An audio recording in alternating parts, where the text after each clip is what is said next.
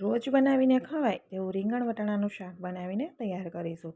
એકદમ સરળ રીતે અને ફટાફટ બની જાય એવું રીંગણ બટેટાનું શાક આપણે કુકરમાં બનાવીશું. તો એના માટે મેં અહીંયા રીંગણ લીધા છે, વટાણા, લીલી હળદર અને ટામેટાં લીધા છે. બધી જ વસ્તુઓને કટિંગ કરી લેવાની છે. રીંગણ છે એ મોટી ચીરીઓમાં કાપ્યા છે.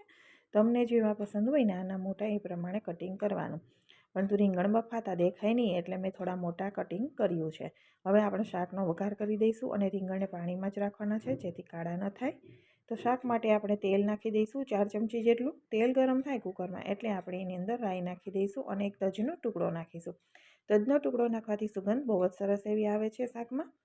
તો રાઈ ફૂટવા લાગે ત્યાર પછી આપણે એની અંદર જીરું નાખી દઈશું અને હિંગ નાખવાની છે. હિંગ નાખી અને હિંગને સરસ ફૂટવા દેવાની, ત્યાં સુધી શાક નહીં નાખવાનું. જો હિંગ તમારી સરસ ના ફૂટે ને તો વઘારની સુગંધ હિંગની આવે નહીં વઘારમાં.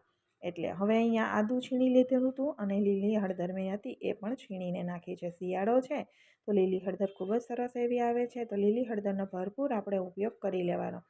અત્યારે શાકની અંદર લીલી હળદરનો જ અમારા ઘરમાં ઉપયોગ થાય છે.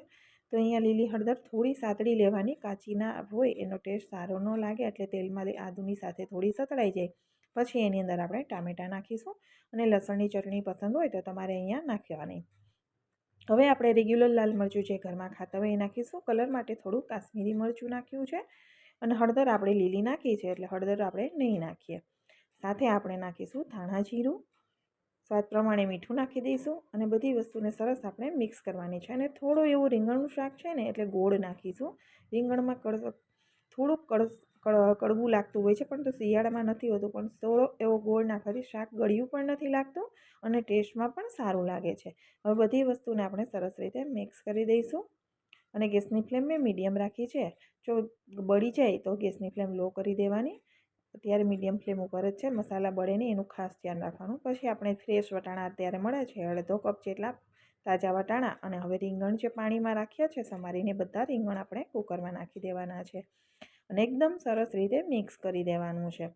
તો રીંગણ છે કુકરમાં બનાવીએ ને ત્યારે ખાસ ધ્યાન રાખવું પડે ને રીંગણ છે બફાઈને ઓળો બની જાય. એટલા માટે રીંગણને કેવી રીતે કુકરમાં વઘાર કરવો અને સીટી કેટલી કાઢવી એ ખાસ છે. મિક્સ કરી અને ઢક્કણ ઢકી દઈશું. સીટી હજી નથી કરી. ઢક્કણ ઢાંકી 2-3 મિનિટ મસાલા સાથે રીંગણને કૂક કરવાનું છે જેથી શાક છે ને બહુ સરસ ચડીને તૈયાર થાય. તમે કોઈ પણ શાકનો વઘાર કરો ને તે શાકમાં વઘાર કર્યા પછી થોડી વાર માટે ઢક્કણ ઢાંકી આ રીતે કૂક કરવાથી શાકનો ટેસ્ટ પણ સારો આવે છે.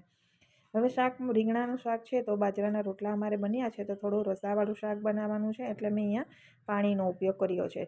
જો તમારે એમ જ શાક ખાવું હોય તો પાણી 1 ચમચી જેટલું તળિયે ચોટે નહીં મસાલો એટલે નાખવાનું અને પછી કવર બંધ કરી અને લો ટુ મીડિયમ ફ્લેમ ઉપર 2 સીટી લગાડી દેવાની છે. 2 સીટીમાંથી પ્રેશર ખતમ થઈ જાય ત્યાર પછી ઢક્કણ ખોલીશું. ત્યાં સુધી ઢક્કણ ખોલવાનું નથી. પ્રેશર નીકળ્યા પછી ઢક્કણ ખોલવાથી એકદમ સરસ આપણું શાક પાકી ગયું હશે. તો વધારે સીટી કરવાની જરૂર જ નથી રહેતી. રીંગણનું શાક છે એકદમ સરસ બની જાય છે. તો તમે જોઈ શકો છો 2 સીટીમાં શાક ફોડવા આખા જ છે અને શાક છે એક સરસ બફાઈ ગયું છે. તો કુકરમાં આ રીતે શાક બનાવો તો બહુ સરસ બને છે. સાથે આપણે ગરમ મસાલો અને લીલા ધાણા નાખી અને હવે આપણે મિક્સ કરી દઈશું. તો આપણું રીંગણ અને વટાણાનું રોજ બનાવીને ખવાય એવું સિમ્પલ શાક બનીને તૈયાર થઈ ગયું છે. તો તમને મારી રેસીપી પસંદ આવી હોય તો મારી ચેનલને સબસ્ક્રાઈબ જરૂરથી કરી દેજો અને વિડીયો ગમ્યો હોય તો વિડીયોને લાઇક અને શેર કરવાનું બિલકુલ ભૂલતા નહીં.